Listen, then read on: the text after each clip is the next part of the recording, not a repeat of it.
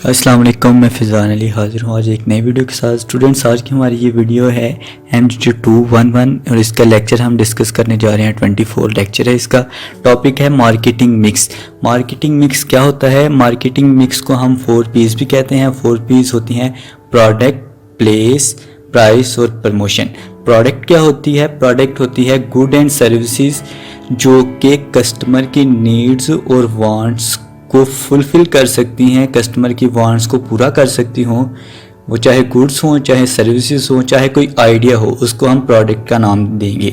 Product का ये आपको पूछ सकता है, ये जो आपको 2 नंबर के क्वेश्चन में भी पूछ सकता है कि प्रोडक्ट क्या होती है।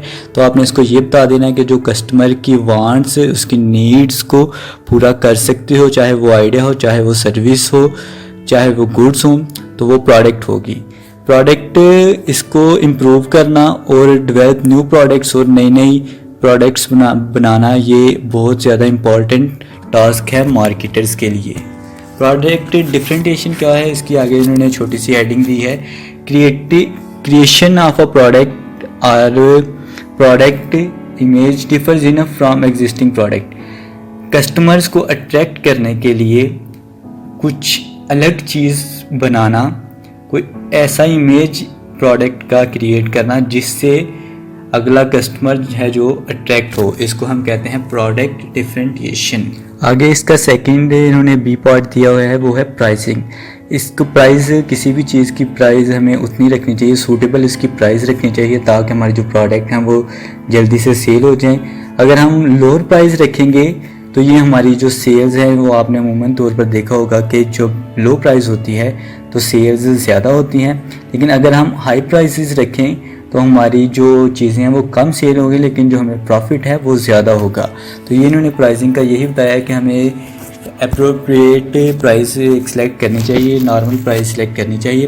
उसके बाद थर्ड ऑप्शन इन्होंने बताया हुआ है प्लेस का, डिस्ट्रीब्यूशन भी इसको कहते हैं कि प्लेस हमें एक ऐसी जगह इनका इंतखाब करना चाहिए जो कि प्रोड्यूसर और कस्टमर के पास हो, चीज़ें हम उधर से लेके जल्दी से आ जाएं और कंज्यूमर से पहुंचाने के लिए हमारे पास प्लेस ऐसी होनी चाहिए कि जो हम जल्दी से अपनी चीज़ें पहुंचा सकते हों।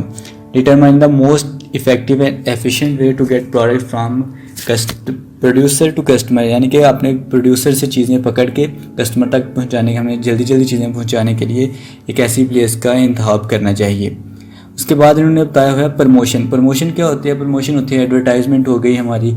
हम जो भी अपनी चीज़ को प्रमोट करने के लिए जितनी भी एक्टिविटीज़ करते हैं वो सारी प्रमोशन में आएंगी।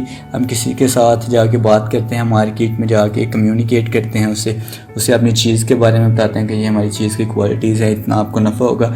तो ये सारी जितनी भी ये चीज़ें हैं ये सारी प्रमोशन में आएंगी। ये हो गई 4 P's होती हैं ये। अगला हमारे पास टॉपिक है target marketing and market segmentation. A market contains all customer और business that might be interested in a product and can pay for it.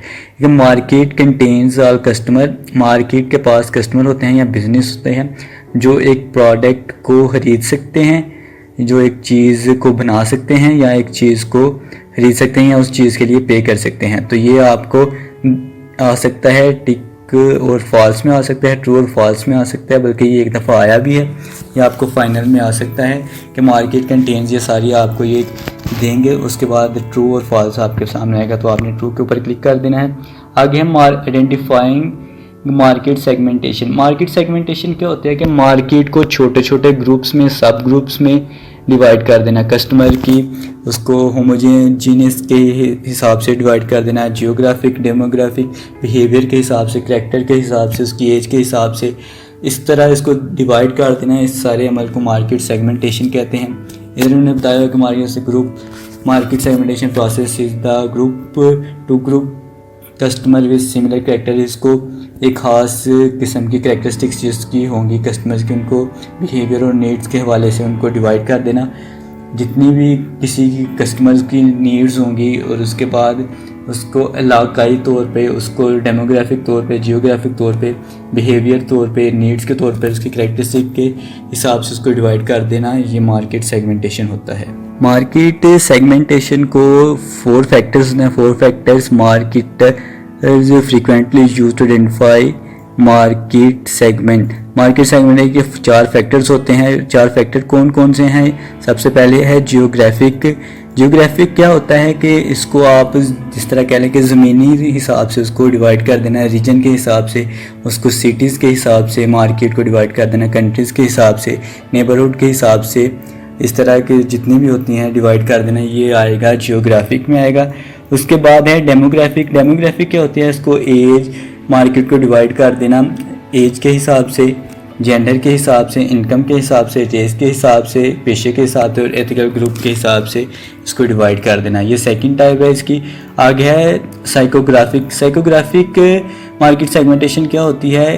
इसको एक्टिविटीज़, इंटरेस्ट, ओपिनियन और लाइफस्टाइल, फैशन लाइफस्टाइल हो गया आपके, थ्रिल सीकिंग के हिसाब से divide करना मार्केट को, ये होगा साइकोग्राफिक्स मार्केट सेगमेंटेशन। आगे लास्ट वाली इसकी एग्जांपल है बिहेवियरल सेगमेंटेशन। इसको कस्टमर के नॉलेज, एटीट्यूड और उसके रिस्पॉन्स ऑफ प्रोडक्ट के हिसाब से, उसकी कैरेक्टरिस्टिक्स के हिसाब से डिवाइड कर देना, ये होगा बिहेवियरल मार्केट सेगमेंटेशन।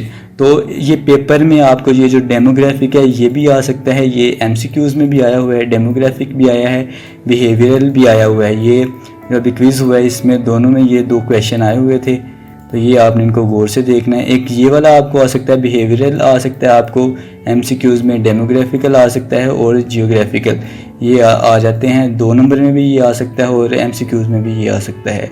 मज़ीद वीडियोज़ के लिए हमारा चैनल ज़रूर सब्सक्राइब करें। जज़ाकल्लाह।